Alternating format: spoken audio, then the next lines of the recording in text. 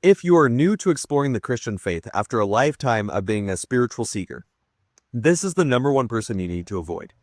Anybody who is claiming to be a Christian but is still very much a mystic or into the old spiritualism or New Age ideas or Eastern ideas that we used to believe in when we were into that kind of thing.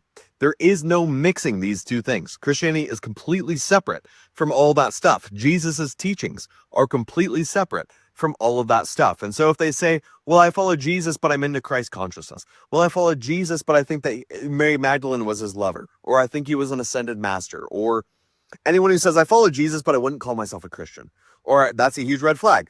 I won't go to church. I don't believe the Bible. I think the Bible was corrupted. I prefer the Gnostic texts. I'm a Christian, but I'm also a witch. I'm a Christian, but I'm also progressive LGBTQ.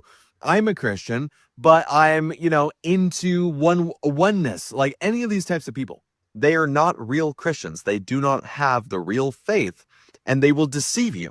And you have to be very cautious of this when you're first coming out of this kind of stuff, because of course it's tempting to think, wow, I can hold on to all those truths and also mix it in with Christ. But you cannot. And that will not result in a true faith or a true transformation in Christ Jesus. Rather, these people are trying to radically alter the definition of what a Christian is. And we as Christians reject that, right? In the same way we reject Mormons, Jehovah's Witnesses, weird Christian cults that exist. We reject all these things because we know that their teachings are false. And we adhere to the faith once and for all delivered to the saints in the New Testament, which is exactly what the Bible tells us to do.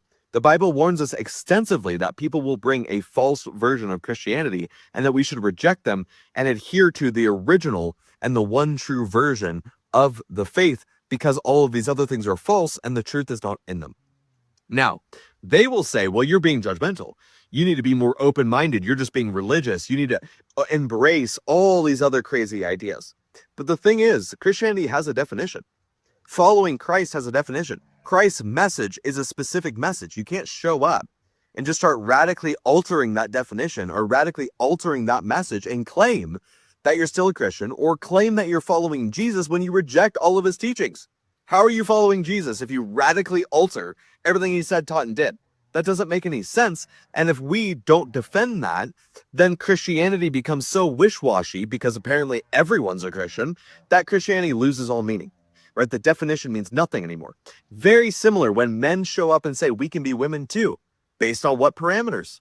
On biology? On the fact of having babies on chromosomes? No, it's based on my own subjective feeling. That's exactly what these people do with Christ. It's based on their own subjective feeling. God bless. Go in peace.